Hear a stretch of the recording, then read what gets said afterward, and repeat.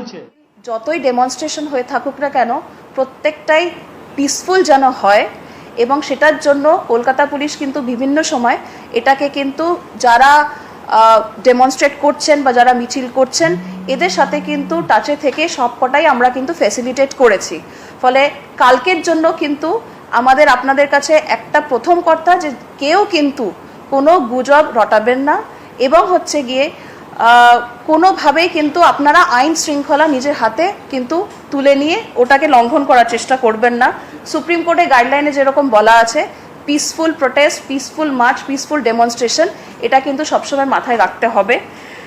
আর যোগাযোগ করতে পারেন, তবে আগামীকালের জন্য কিন্তু সবাইকে আমরা বলছি কারোর যাতে কোনো অসুবিধা না হয় আপনারা কিন্তু আপনাদের লোকাল পুলিশ স্টেশন হোক বা রাস্তায় যদি নিয়ারেস্ট যাকে আপনারা পুলিশ পার্সোনাল পাবেন, যদি কারোর কোনো অসুবিধা হয় আপনারা কিন্তু ওনাদের সাথে যোগাযোগ করবেন।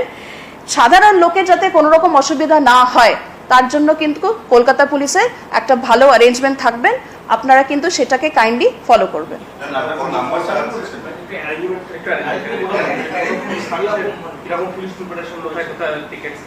এটা আমরা আপনাদের পরে প্রেস বক্তব্যটা জানিয়ে দেবো।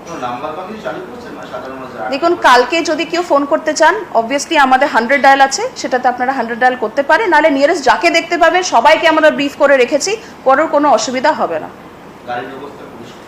হ্যাঁ,